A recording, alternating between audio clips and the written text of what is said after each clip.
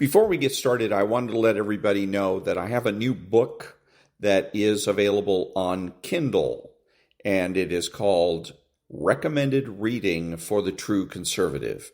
50 pages long, and if you have Kindle Unlimited, you can read it for free. Other than that, it's $3.99. So again, that is Recommended Reading for the True Conservative. And now, on with the podcast.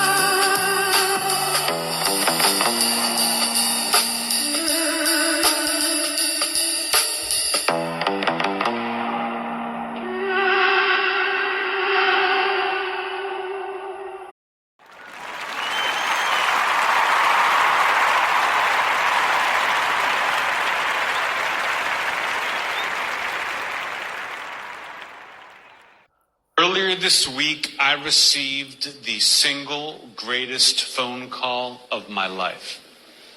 And then just 5 minutes later, I got another call telling me that my dad is in the hospital. I said, yeah, I just heard. I mean, look, I don't want to give you guys the wrong impression, you know. I didn't hate my father. My father wasn't a bad guy. For instance, I never once, not ever, saw my dad hit my mother. I mean, he was quick. And you can't... My sister just had a baby. My sister had a baby to try to save the relationship. But I still don't talk to her.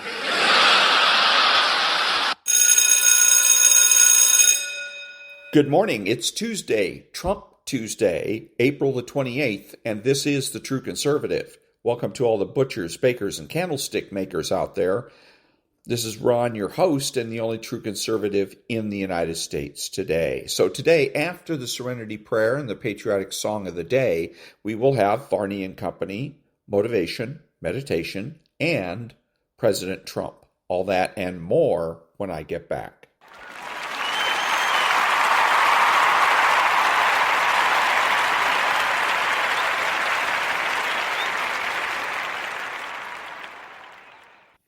God, grant me the serenity to accept the things I should not change, the courage to change the things I should, and the wisdom to know the difference.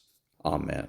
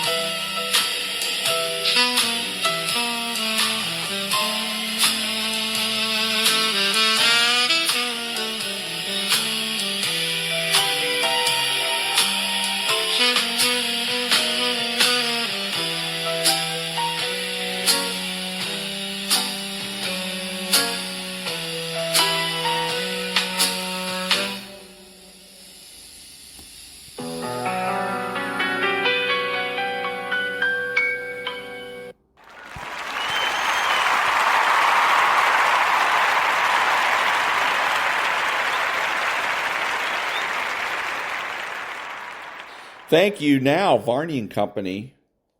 You can see 2.2 basis points. And also, David Asman, breaking news from Bill Belusion. Get this, the DOJ is that they are now doing some raids, 22 court of ropes search warrants. They're going after fraud and abuse, David Asman. Very interesting. We'll cover it over the next 3 hours. Cheryl, great to see you. Thank you very much. Good morning, everyone. I am David Asman, in for Stuart Varney today. Let's start with your money this morning. And futures are mixed after another record-setting session on Wall Street. Investors now turning their attention to oil prices, which, as you can see, are hitting $100 again, a little below that right now. A fresh round of earnings are affecting markets as well, good and bad. The Dow, S&P, and NASDAQ, as you can see, the Dow is actually now up 146 points, but the S&P and the NASDAQ are trading down. The NASDAQ, by the way, is under a lot of pressure after a new Wall Street Journal report claims that OpenAI is missing its internal targets. It's all about their massive spending and whether or not they can fulfill their infrastructure obligations. That's dragging Oracle and NVIDIA down, and as you can see, the entire NASDAQ is coming down as a result. The first fully loaded tanker carrying liquefied natural gas crossing the Strait of Hormuz since the conflict with Iran began in late February, but concerns about a stall in Iran negotiations sent oil prices up again hovering around $100 a barrel, though it's just under that right now. And this just coming to us as the UAE, United Arab Emirate, is going to take themselves out of OPEC effective on May 1st. This is a very interesting development. We'll see how that affects oil and energy markets. The national average, by the way, for a gallon of regular is now at $4.17. Of course, in California, I shouldn't laugh, you're paying almost $6 a gallon, $5.96, and diesel is now averaging about $5.46. On the show today, air taxis taking another step toward reality above city skies. This week, Joby Aviation is flying electric air taxis between JFK International Airport and heliports in Manhattan. We are live at the heliport in downtown Manhattan, getting a first-hand look at the air taxis taking off and landing. And in Washington, the royal visit unfolds. King Charles and Queen Camilla taking part in a formal arrival ceremony alongside President Trump and the First Lady, with the King delivering a historic address to Congress. It is Tuesday, April 28th, 2026. And that is nonprofit is Varney and Company with David Asman at the controls. Nonprofit News Now. Back in a minute.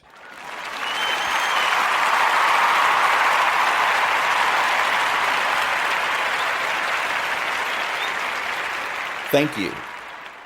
Now, you might wonder why you want to make a liberal fear you. After all, fear is often seen as a negative force in our lives. But the reality is, in the world we live in, fear is a tool, a powerful one that can be harnessed. And there are few people who are more dangerous, more manipulative, more insidious than the evil liberal. They prey on weakness, on submission, on your inability to stand your ground. Liberal manipulation often begins subtly, wrapped in charm and flattery. At first, they appear to be your greatest ally, offering praise and attention, making you feel special, as if you're the only one who matters. They know how to win you over with words, gestures, and actions. They can make you feel validated and understood. But beneath this veneer of admiration lies a darker agenda. The liberal goal is not to empower you, but to control you. They feed off your need for validation, using it to manipulate your emotions and perceptions. The first step in recognizing liberal manipulation is understanding their primary objective to maintain power and control over others. They thrive on dominance, and their approach is to undermine your sense of self while elevating their own position.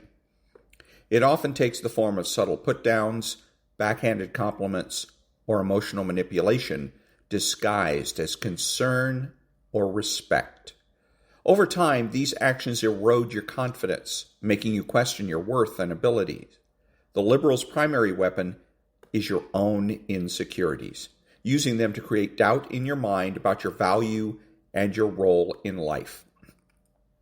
A common tactic is gaslighting, which is a psychological manipulation designed to make you doubt your perception of reality.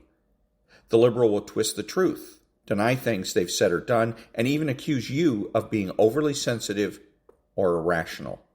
It may make you feel as if you're losing your grip on reality, all the while maintaining a facade of innocence, or rely on your judgment. In this way, the liberal disorients you, weakening your ability to challenge their behavior or call them out for their actions. The liberal often employs the tactic of showering you with attention to lure you into a false sense of security. This is when they shower you with the compliments early on. It's designed to create a bond, to make you feel as though they are the only ones who truly understand and appreciate you. The goal is to establish dependency. Once they've secured this dependency, the liberal may begin to withdraw their attention, making you chase after their approval. This creates an unhealthy dynamic where you begin to question your worth without their validation, and they hold all the power. Another manipulative behavior is playing the victim.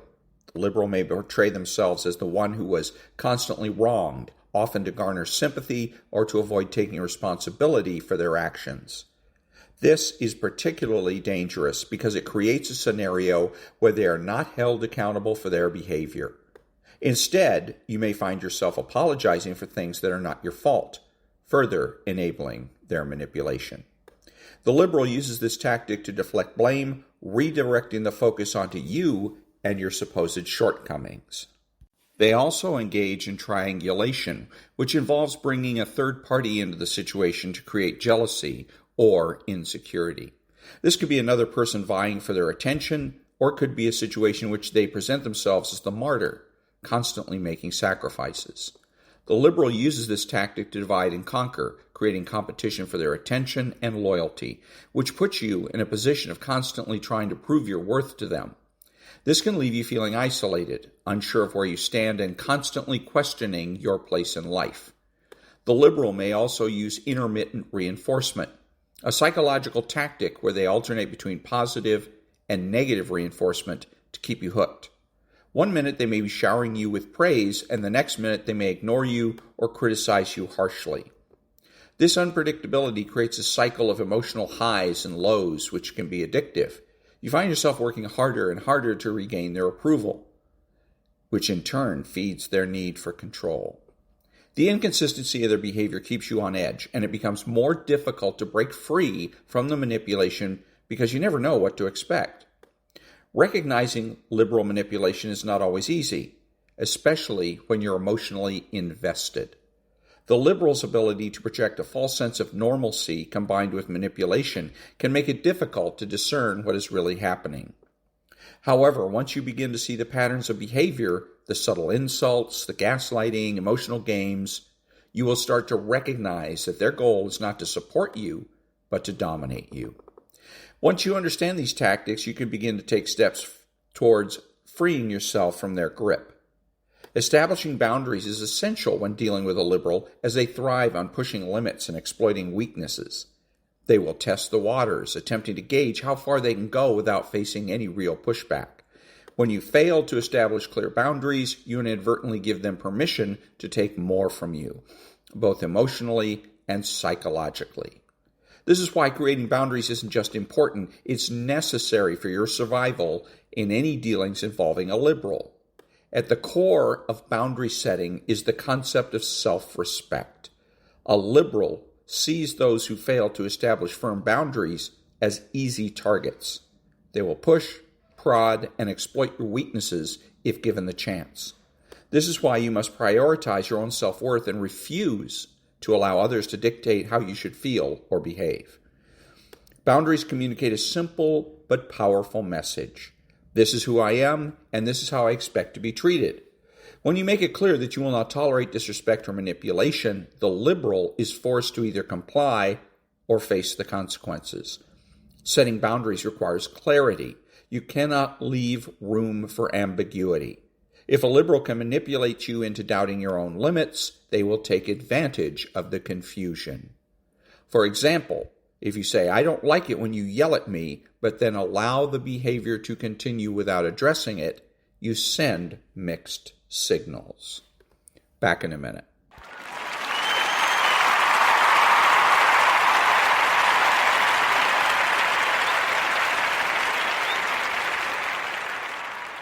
Thank you. And now from X, Maddie Evans.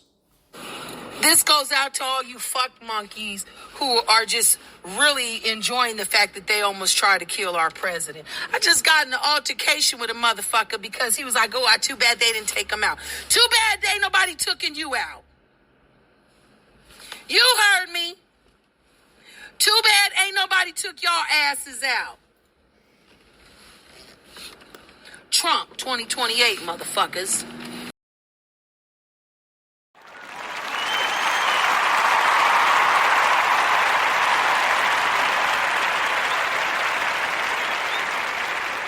Thank you. Now, motivation. Your brain is like a circuit switch. Once you believe you are something, you actually embody it. You embody that feeling. If you were, God forbid, in a coma, and you woke up and you didn't really have a memory, and you were told that you used to be a Navy SEAL, and they want you back now when you're healthy, do you think you'd act differently and hold yourself differently, conduct yourself different, and have a different self-concept of who you are than if you were told you were a piano instructor? Being successful in life is all about having the proper belief system in who you are. Truly believing that you are something unique, that you are something special in that field. If you truly believe inside of you that you are one of the best actors in the world, you will be entirely different than if you're like, I hope I'm good. Your expressions will be totally different. Your tone of voice. You'll talk in a more convincing fashion. You'll use your natural voice instead of a scripted one. You'll be more emphatic. You'll be more real, more relatable. Our brain is like a circuit. And so if we introduce it with the proper wiring, you're going to go straight to your target. If you're unsure about who you are, then your dreams, your goals, they will never become a reality. Everyone has mental doubts in life, internal conflicts. Even the most successful people that you look up to. But they don't live there. It's how you handle those negative thoughts in that exact moment and overwhelm them with positive action. And that comes with this utmost confidence in yourself that you can handle the situation. Trust in yourself that you are better than the moment.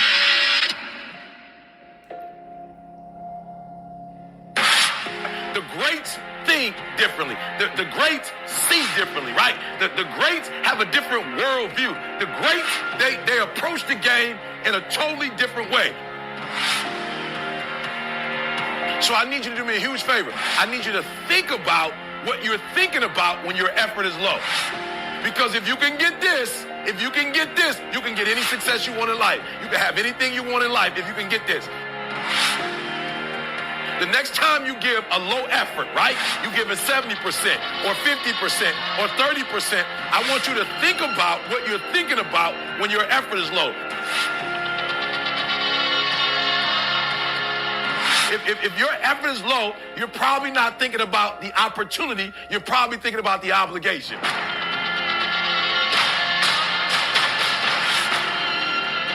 And when you think about E.T., how you stay pumped up? E.T.'s how you stay on fire. E.T., how you always driven, even in the midst of trials and tribulations, even in the midst of your haters, when people trying to break you and tear you down. E.T., how you stay strong.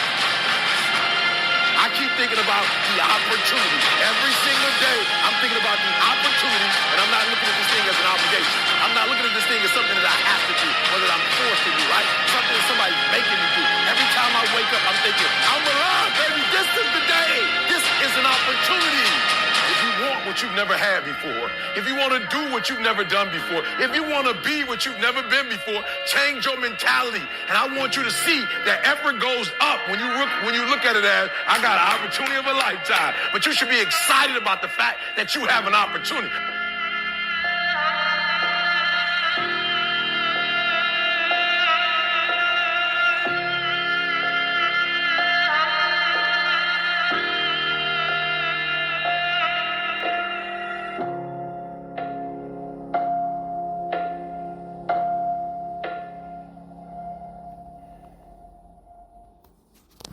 And that was a little motivation.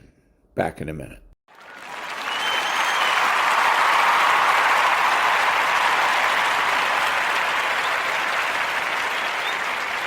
Thank you. Now a little meditation.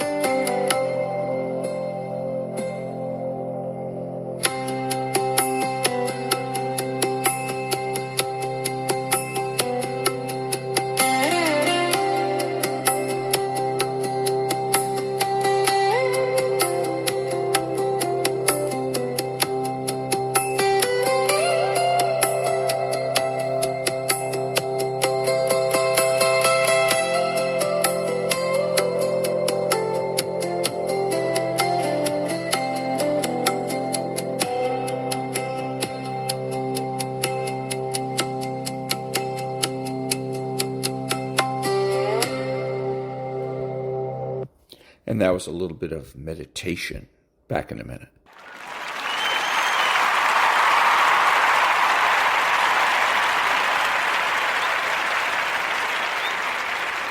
Thank you. Another X account, Pammsy Now.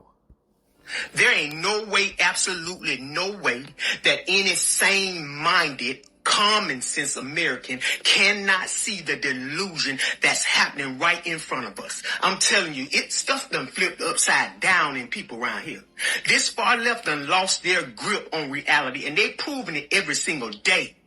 They complain about everything. Everything the president do, y'all got something to say. Everything he do, everything. He closed the border. You complain about that. Why? He protects Americans. Y'all out here protesting about that. Why? He stands up to an Iranian regime that's been oppressing, okay? Torturing, murdering its own people. And y'all have no compassion. That's inhumane. Y'all still out here complaining. Then you held up the funding.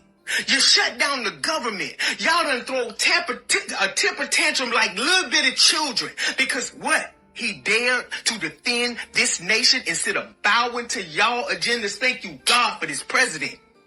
And now y'all want to cry about money. Y'all crying about money being spent on this war or on a war?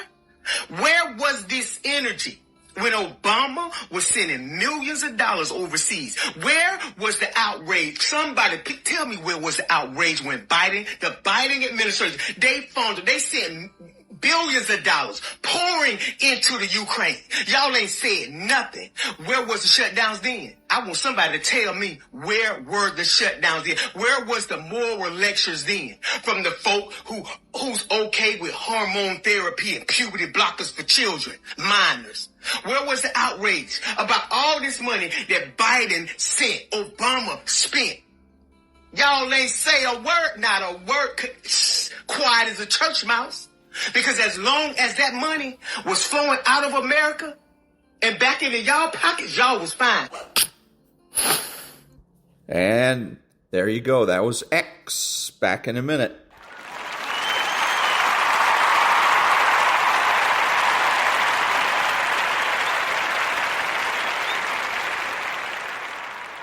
Thank you now from the X account, Tony. Don't y'all see that God is protecting the president? Does anybody else see that God is the one protecting the president? Every attempt, they can't get to him. They clipped his ear. When he was in the golf course, that crazy dude, they found him first. This guy popped off at the correspondent dinner. He did it in the lobby. But they can't get to him.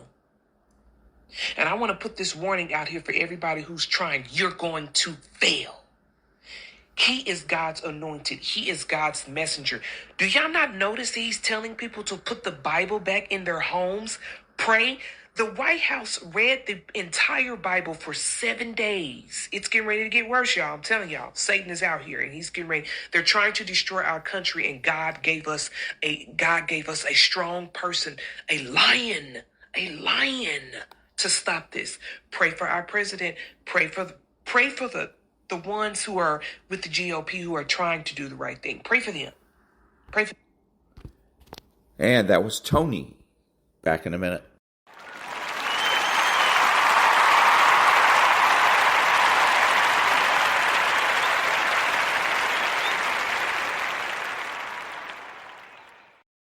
Thank you. And now from X. As a Marine Corps veteran, 5 combat tours, as an oil field worker, and as a dad. Today is a win for our country. They're scared, y'all. They're scared. If it ain't obvious now, y'all blind. USA, baby. USA. President Trump, we salute you.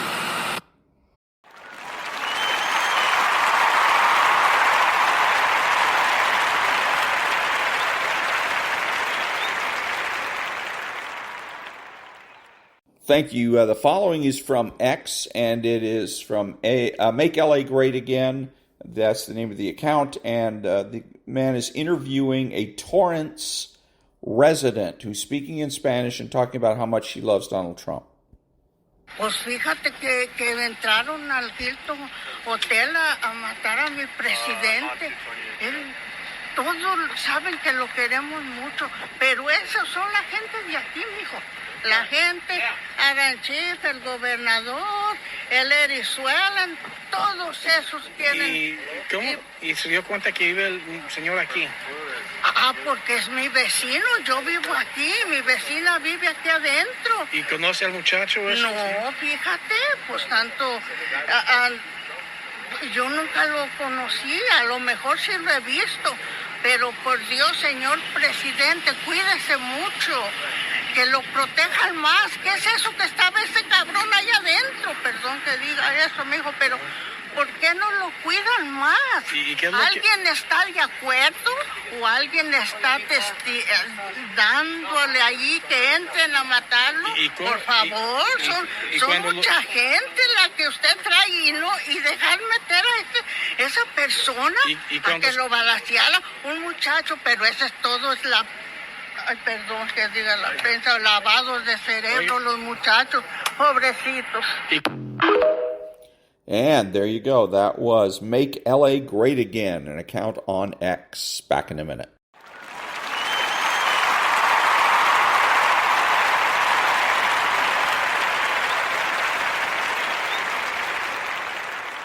Thank you. And now the Mossad. Cairo, June 1995. The campus of Al-Azhar University is crowded with families, flowers, and proud parents. Walid Shikaki sits in the front row, smiling. His daughter is about to graduate. For the first time in years, he believes he is untouchable, outside Israel, protected by Egypt, hidden in celebration. But what he does not know is that the operation has already begun. Two men in Egyptian security uniforms are moving through the crowd. One carries a pen. Inside it is a toxin measured in micrograms. Before his daughter's name is called, the countdown will end. This is Operation Graduation. Walid Shikaki was born in Gaza City in 1962. His childhood coincided with Israel's occupation following the Six-Day War.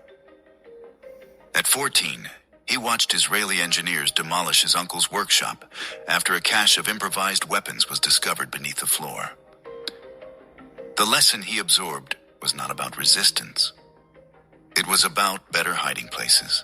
By age 23, Shikaki had earned a degree in electrical engineering from Cairo University. His skill was not ideology. It was systems thinking applied to violence. He returned to Gaza in 1986 and began working with Hamas's nascent military wing. His defining capability emerged quickly. Shikaki could design explosive devices that maximized casualties while minimizing detection signatures. He understood timing circuits, pressure triggers, and chemical stability. More importantly, he understood urban attack patterns. Israeli intelligence would later trace 27 bus bombings in Tel Aviv between 1992 and 1995 to devices using Shikaki's signature designs. His innovation was not in the explosives themselves. Those compounds were well known. His genius was in the triggering mechanisms. He developed a double redundancy system. Primary triggers used simple pressure plates. Backup triggers used timer circuits calibrated to detonate, even if the primary system failed. This meant disposal teams could not simply cut wires.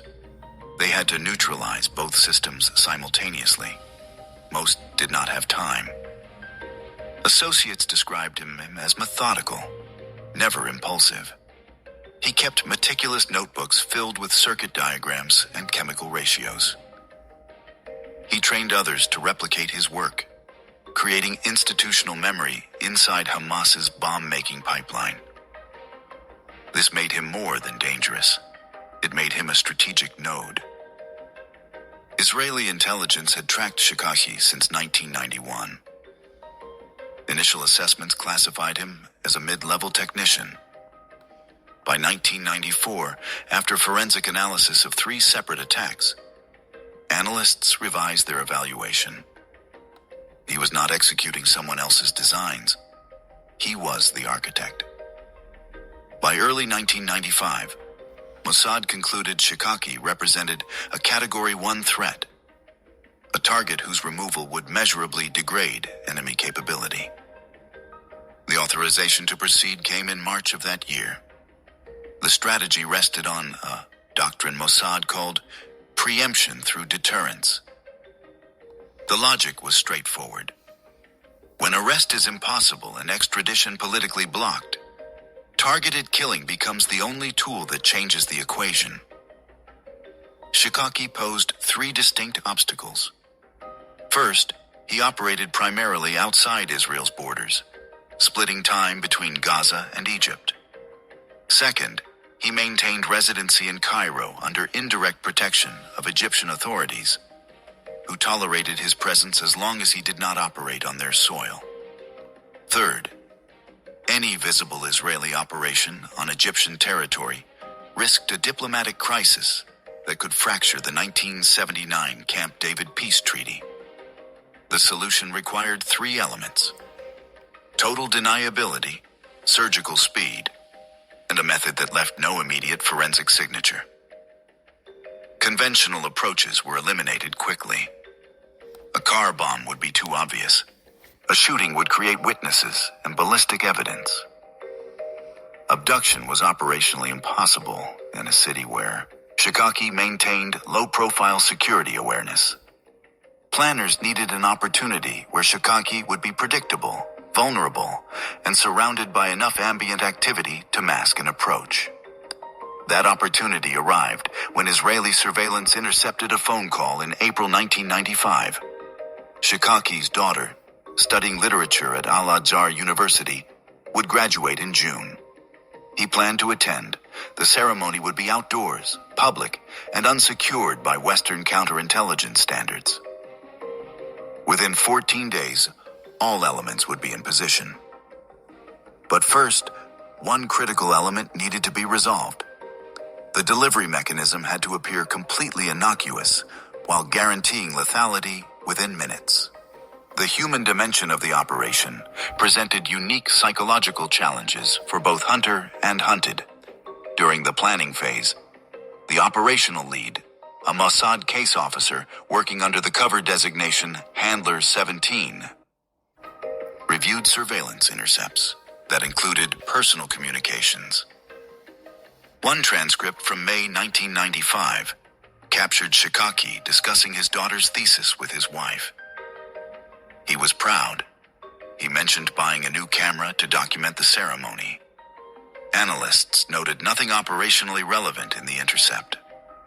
The transcript went into the target file as background. But Handler 17 later told debriefing officers that reading it created what the agency termed cognitive friction, the psychological discomfort when a target transitions from abstract threat to concrete person. In his post-operation debrief, Handler 17 admitted experiencing recurring thoughts about whether Shikaki's technical skills could have been redirected toward non-violent engineering. The assessment noted this as normal mission phase stress. Psychological evaluation cleared him for continued field duty. But the question remained unresolved. For the execution team, the challenge was different. The two field operatives selected for direct action both had prior North Africa experience and native-level Arabic fluency. One, identified in operational logs only as Executor Blue, had carried out 2 previous operations in Cairo during the late 1980s. He understood the rhythm of Egyptian bureaucracy and the visual language of authority. But the Cairo he returned to in 1995 was different. Security services were more sophisticated. Surveillance technology had improved, and the political cost of exposure had increased exponentially. During final preparation in Tel Aviv, Executor Blue experienced what handlers call legend drift, the psychological blurring when false identity feels more real than the original. He had spent 6 months building a cover identity as an Egyptian Interior Ministry liaison officer named Mahmoud Qasem. The legend included a fabricated personnel file inserted into ministry databases through a corrupted records clerk, a Cairo apartment leased under the false name, and routine appearances at cafes frequented by low-level security officials. By May, Executor Blue reflexively responded to Mahmoud faster than to his real name. In the final briefing, he accidentally signed a mission acknowledgement form with his cover signature. The oversight was caught, but it revealed the depth of his immersion. Psychological assessment noted the drift as tactically useful but emotionally costly. Post-operation monitoring would be required, but the mission timeline was locked. He would proceed. By June 8, 1995, the operation entered its execution phase. Israeli surveillance confirmed Shikaki had arrived in Cairo on June 5th. He checked into a modest hotel in the Heliopolis district under his real name. A calculated risk that demonstrated his confidence in Egyptian protection. The graduation ceremony was scheduled for June 10th at 1000 hours. The window was 48 hours. The infrastructure for Operation Graduation was deliberately minimal. Large footprints create large vulnerabilities. Everything was designed for speed, disposability, and forensic ambiguity. The false identities were the operation's foundation. Executor Blue carried credentials identifying him as Mahmoud Qasem, Interior Ministry Liaison Officer, badge number 47239. Executor Red operated as Captain Rashid Hamdi, Protocol Security Division. Both identities had been built over 6 months using a combination of genuine document templates acquired through liaison corruption and digitally inserted personnel records. The uniforms matched Egyptian security detail standards precisely. Fabric weight, button placement, insignia positioning, all verified against photographs of legitimate personnel taken during surveillance operations at previous university events. One detail mattered more than others. The shoulder patch pattern used by campus security had changed in April. The old design would have exposed them instantly. Equipment consisted of 3 elements. First, encrypted radio beacons for one-way communication from command to executors. No voice transmission capability, only vibration patterns indicating proceed, abort, or exfiltrate. Second, a handheld camera to justify their presence near the ceremony. Third, the delivery mechanism. The pen was a modified Mont Blanc Meisterstück, chosen because it matched the type carried by mid-level Egyptian officials. The modification was surgical. A hollow channel ran through the barrel, terminating in a spring-loaded microneedle concealed in the clip mechanism.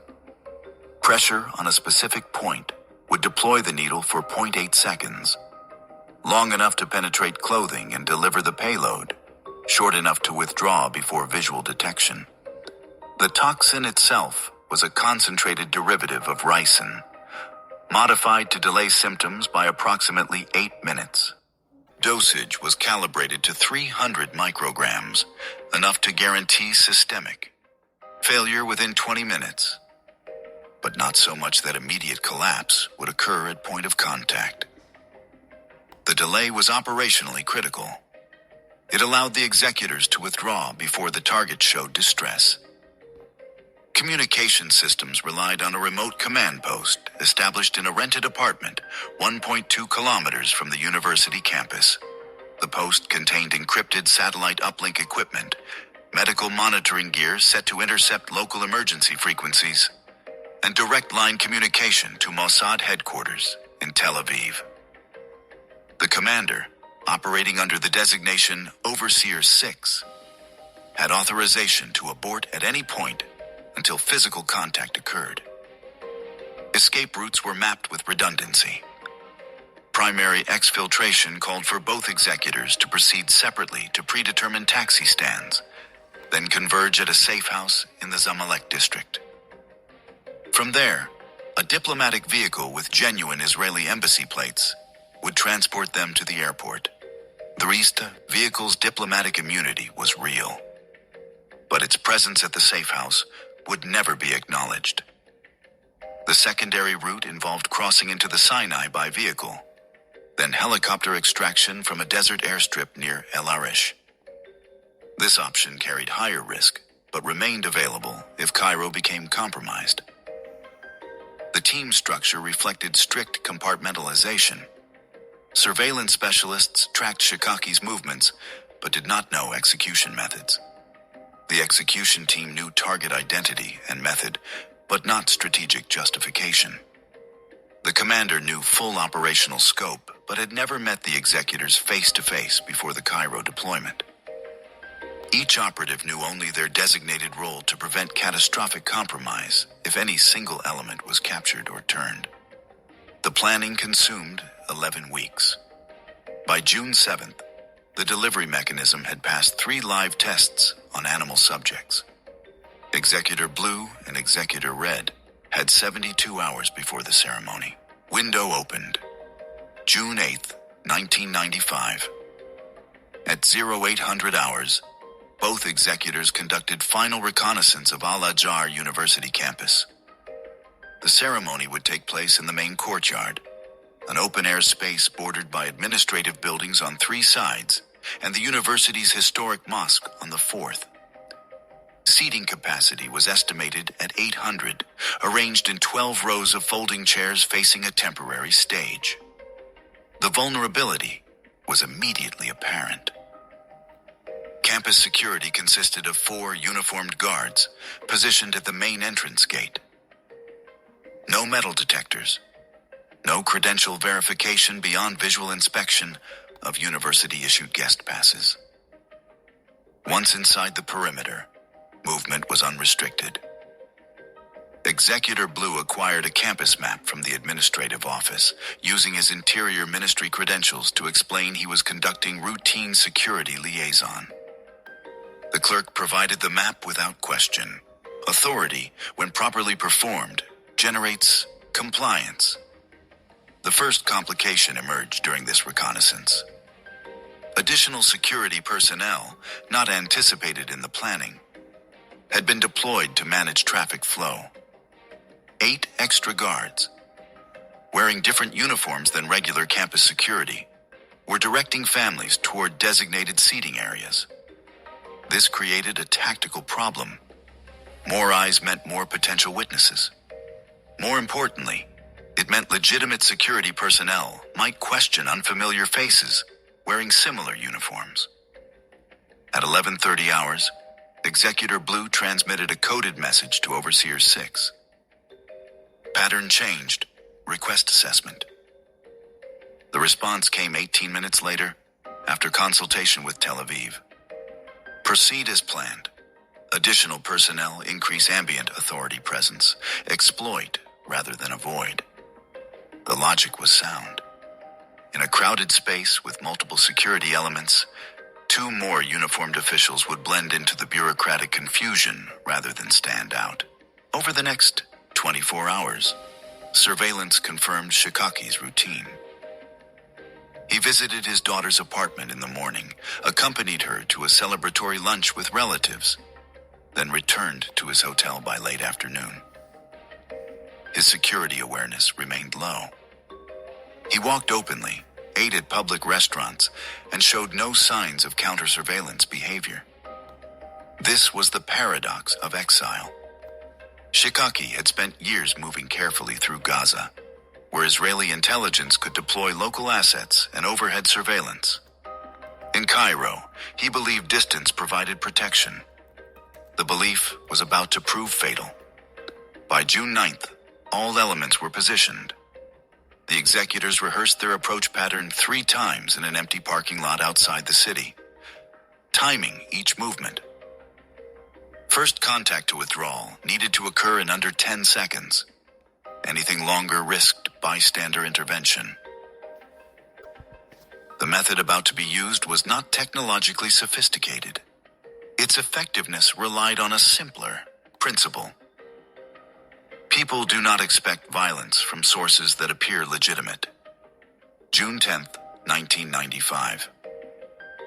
At 0700 hours, Overseer 6 activated the command post and established secure link to Tel Aviv. Weather conditions were favorable.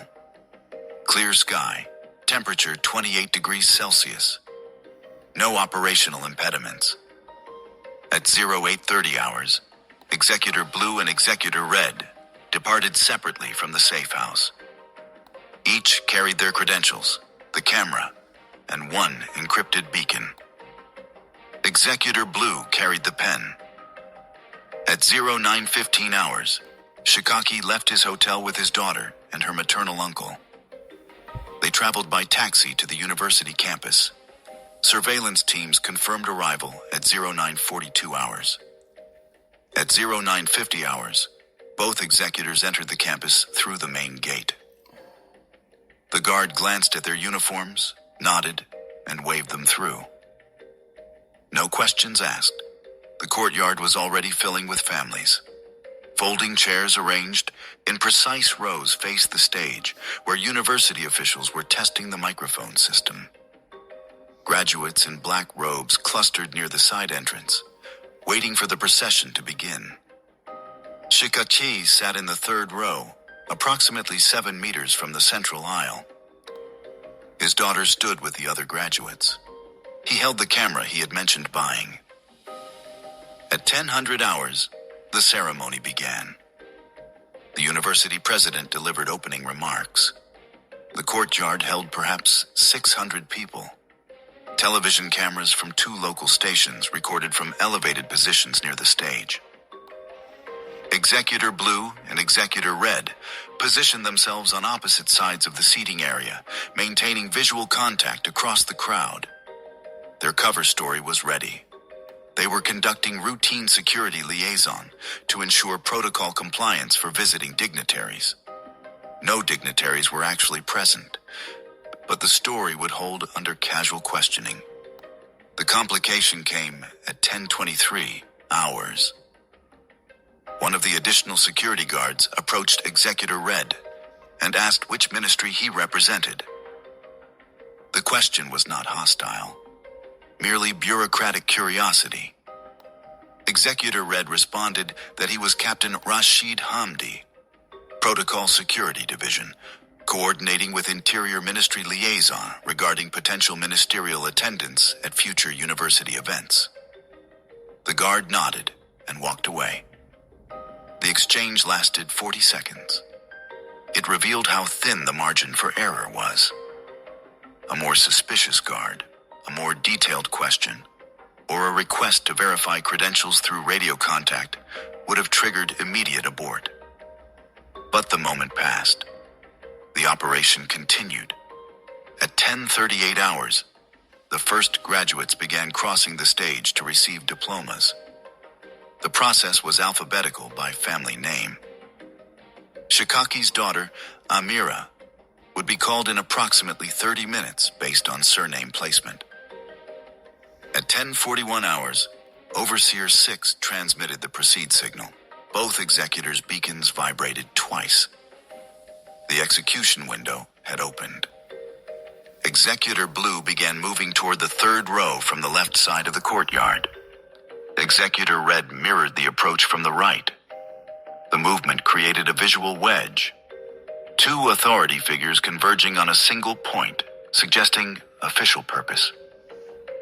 At 10:43 hours, they reached Shikaki's row. Executor Blue spoke first in Arabic. "Excuse me, sir. Routine verification.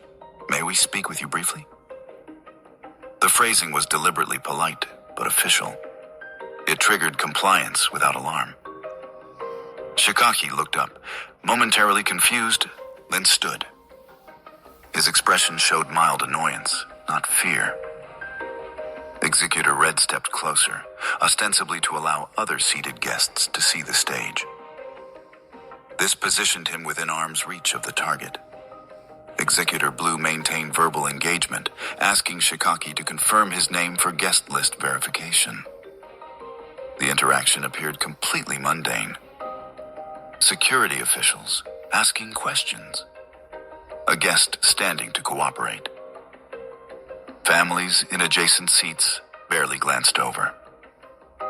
At 10:43 hours and 18 seconds, Executor Blue made contact.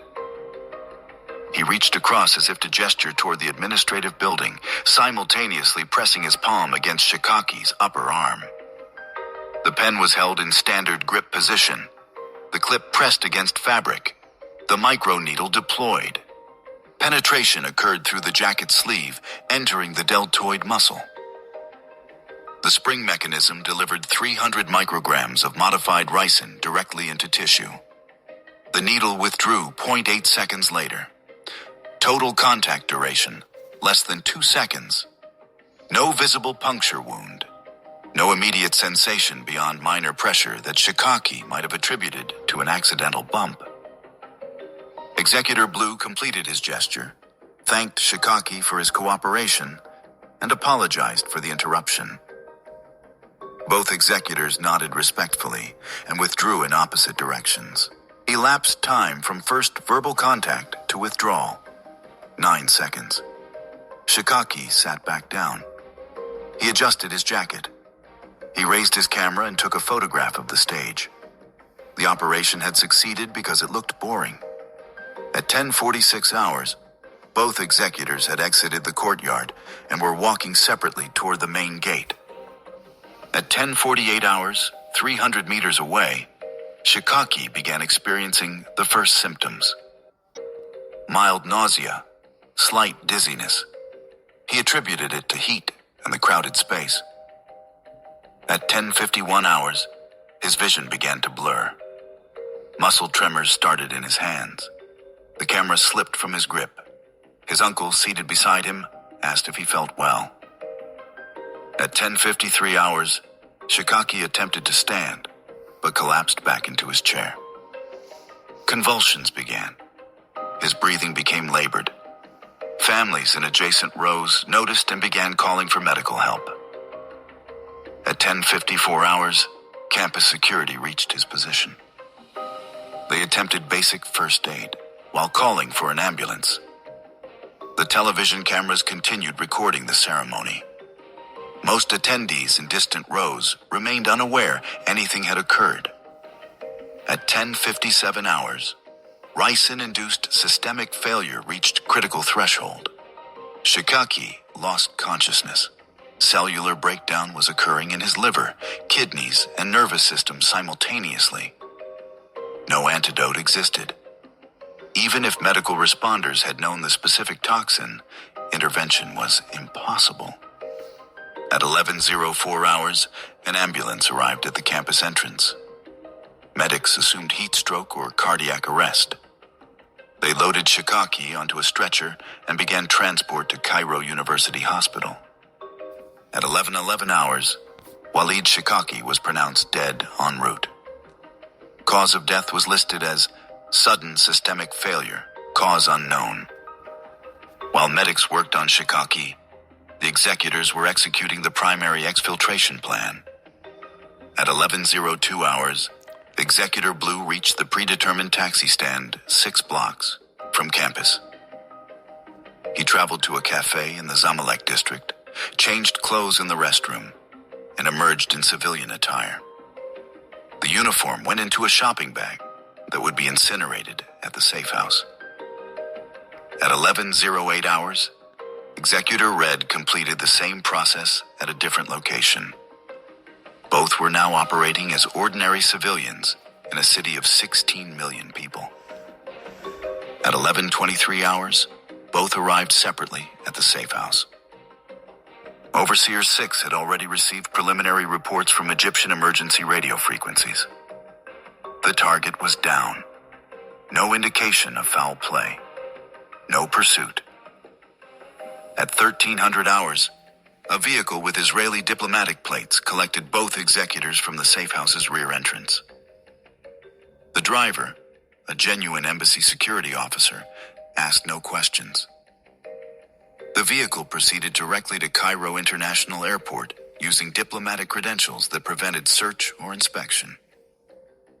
At 15:45 hours, both executors boarded a commercial flight to Athens using different passports than they had arrived with.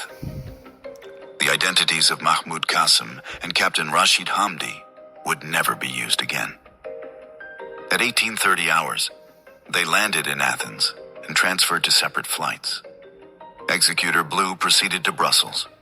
Executor Red to Madrid. Both would return to Tel Aviv through circuitous routes over the following week. The pen had been disassembled and disposed of in 3 separate Cairo dumpsters before 1100 hours. The toxin reservoir was flushed into a sewer drain. The needle mechanism was crushed and scattered. No physical evidence remained. Within 18 hours of execution, every operational asset had exfiltrated Egyptian territory. The entire footprint, uniforms, documents, communication equipment, safe house rental, had been sanitized. What remained was a dead bomb maker, a traumatized family, and a diplomatic mystery that both sides would choose not to fully investigate. Monok, 0600 hours on June 11th. Egyptian authorities understood something beyond natural causes had occurred. Preliminary autopsy findings revealed cellular breakdown consistent with toxin exposure, but the specific agent could not be immediately identified. No puncture wounds, no residue, no obvious delivery mechanism. Cairo's intelligence directorate conducted interviews with everyone in Shikaki's vicinity during the ceremony. Multiple witnesses recalled 2 security officials speaking with the victim minutes before collapse. Descriptions were vague. Medium height, standard uniforms, professional demeanor. One witness thought they were interior ministry. Another believed they were university protocol officers. When investigators attempted to verify these officials through ministry records, the trail evaporated. The badge numbers did not correspond to assigned personnel. The names appeared in databases, but led to dead-end files. Every lead ended in bureaucratic confusion, suggesting sophisticated intelligence tradecraft rather than simple criminality. Egyptian state media initially reported a sudden illness. Within 72 hours, the government issued a terse statement acknowledging suspicious circumstances, but provided no details. Officially, the investigation remained open. Practically, it was abandoned. Israel maintained complete silence. No confirmation, no denial. Government spokesman declined to comment on unsubstantiated reports regarding alleged intelligence activities. The denials were transparent to those in the intelligence community, but transparency was not the point. Plausible deniability served diplomatic function even when no one believed it. Relations between Cairo and Tel Aviv experienced temporary strain. Egyptian officials privately expressed fury at the sovereignty violation. But the anger was constrained by political calculus. Shikaki was a known militant. Pressing the issue would force Egypt to explain why it harbored a Hamas operative in the first place. The incident was quietly absorbed. For Hamas, the loss was tactical and symbolic.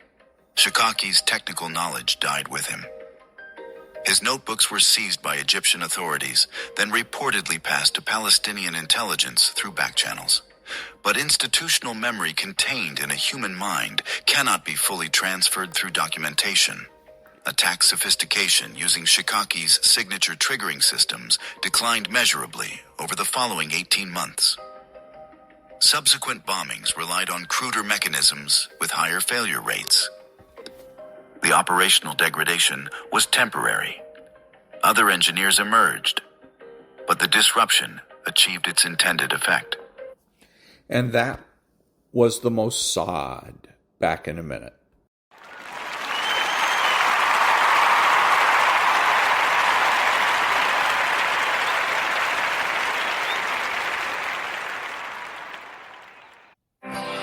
What will we do with this moment?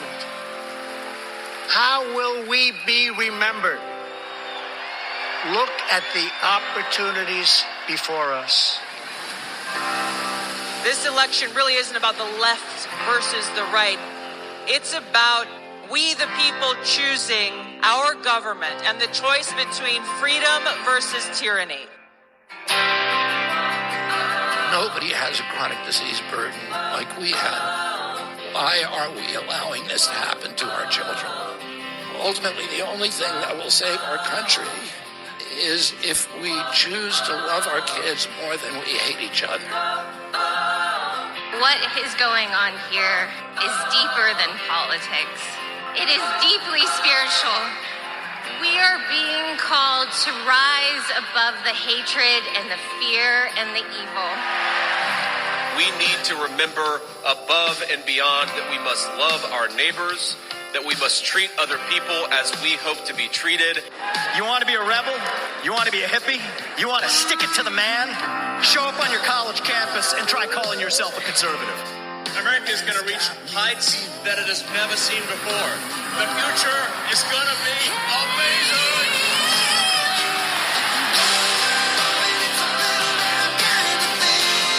Don't you want healthy children? Don't you want a president that's going to make America healthy again?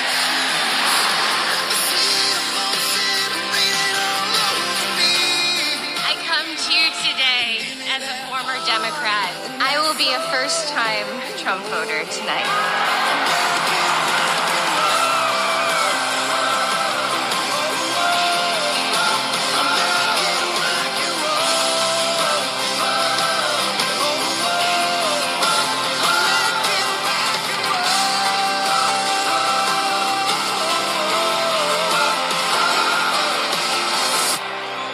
People dreamed this country, and it's the people who are making America great again.